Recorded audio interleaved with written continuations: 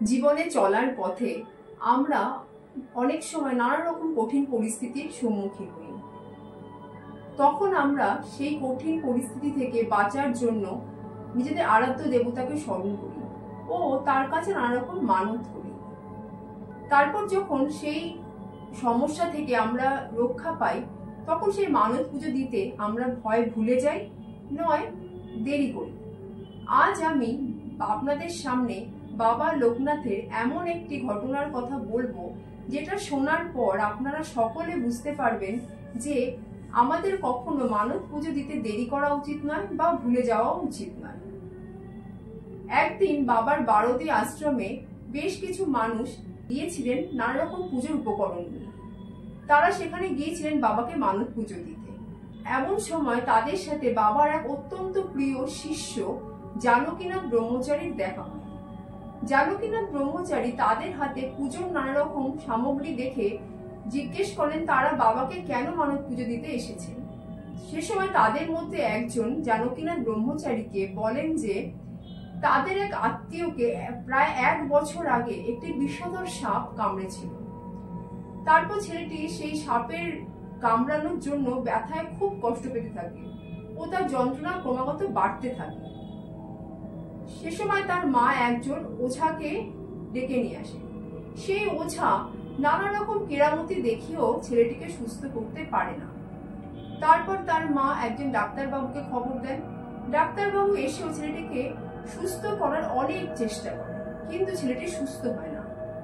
তারপর তাদের কিছু পাড়া প্রতিবেশী ছেলেটির মাকে বলেন যে বারোদিতে বাবা লোকনাথের কাছে মানত করতে, বাবাই এই ছেলেটিকে এই মৃতপ্রায় অবস্থা থেকে রক্ষা করতে পারেন। ছেলেটির মা আর দেরি না করে বাবার কাছে মনে মনে প্রার্থনা করে জানান যে ছেলেটিকে বাবা যেন রক্ষা করেন। ছেলেটি সুস্থ হয়ে গেলেই তিনি বাবার কাছে মানত পুজো দিতে যাবেন। সকলে অবাক হয়ে দেখে যে বাবার কাছে মানত করার কিছুক্ষণের মধ্যেই ছেলেটির শরীরের বিষক্রিয়া ক্রমাগত কমতে থাকে। ছেলেটি সম্পূর্ণরূপে সুস্থ হয়ে যায়। ছেলেটি যখন সুস্থ হয়ে যায় তখন তার মায়ের কিছু আত্মীয় পরিজন বলেন যে ছেলেটি বাবা লোকনাথের আশীর্বাদে সুস্থ হয়নি, সে সুস্থ হয়েছে ওঝার কেরামতিতে ও ডাক্তারবাবুর চেষ্টায়। সুতরাং বাবাকে আর মানত পুজো দিতে যাওয়ার কোনো দরকার নেই বা প্রয়োজন নেই।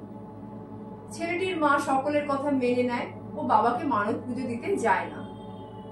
এভাবে প্রায় 1 বছর কেটে যায়। ঠিক 1 বছর পর ছেলেটির সেই সাপে কামড়ানোর জায়গায় আবার ব্যথা শুরু হয় ও তার শরীরে বিষক্রিয়া বাড়তে থাকে। ছেলেটি যন্ত্রণায় খুব কষ্ট পেতে থাকে।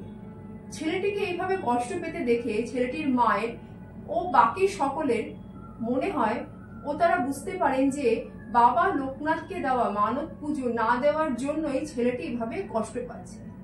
তাই তারা আর দেরি না করে ছেলেটির মা, তার কিছু আত্মীয় পরিজন ও অন্যান্য পাড়া প্রতিবেশীরা একই সাথে বাবার বারোদি আশ্রমে যান বাবাকে মানত পুজো দিতে।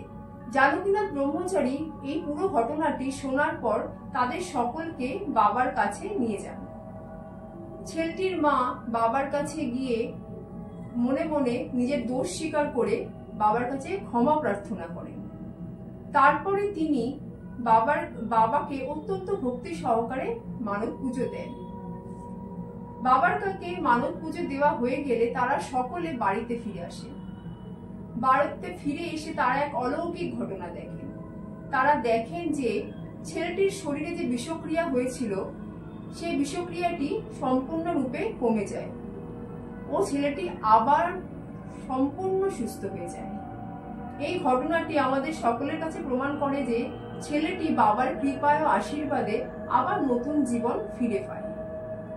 জয় গুরু লোকনাথ, জয় শিব লোকনাথ, জয় ব্রহ্ম লোকনাথ, জয় মা লোকনাথ, জয় বাবা লোকনাথ, জয় বাবা লোকনাথ, জয় বাবা লোকনাথ।